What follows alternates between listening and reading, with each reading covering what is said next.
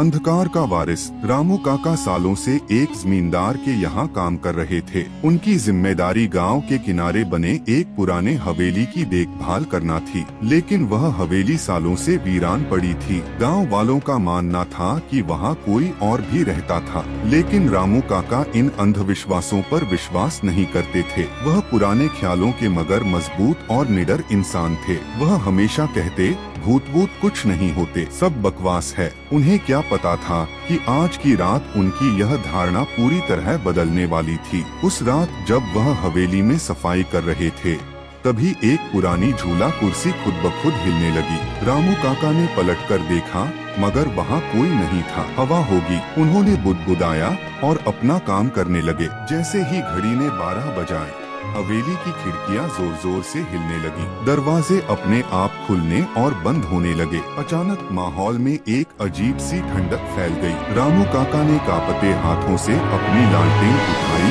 और देखने की कोशिश की कि क्या हो रहा था। तो कौन है वहाँ, उन्होंने हिम्मत जुटाकर पूछा। तभी दीवार पर एक साया उभरने लगा, जो धीरे धीरे एक इंसानी रूप ले रहा था। उसकी आंखें काली रात की तरह अंधेरी थी और उसका चेहरा भयानक रूप से विकृत था। यह हवेली मेरी है, एक गूंजती हुई डरावनी आवाज हवेली में फैल गई। रामू काका का दिल जोर जोर से धड़कने लगा। तो तुम कौन हो? वह साया जोर से हंस पड़ा, एक ऐसी हंसी जिसने पूरी हवेली को हिला दिया। जो यहाँ आता है वह कभी वापस नहीं जाता। रामू काका भागने ही वाले थे कि अचानक दरवाजे अपने आप बंद हो गए। जमीन पर अजीबोगरीब रहस्यमयी निशान उभरने लगे और दीवारों से लाल रंग का तरल बहने लगा, जैसे खून टपक रहा हो। उन्होंने डर से आंखें बंद कर लीं और प्रार्थना करने लगे, मगर तभी पीछे किसी की सिहरन भरी मौजूदगी महसूस हुई। अगली सुबह जब गांव वाले हवेली पहुंचे तो उन्होंने देखा कि दरवाजा खुला हुआ था। वे अंदर गए,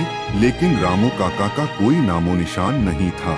बस दीवार पर एक काला धब्बा था, जो धीरे धीरे गायब हो रहा था। कुछ ही पलों बाद हवेली के अंदर रखी पुरानी घड़ी फिर से चलने लगी, जैसे कोई नया शिकार हवेली में प्रवेश कर चुका हो। अब कौन करेगा इस हवेली में कदम रखने की हिम्मत?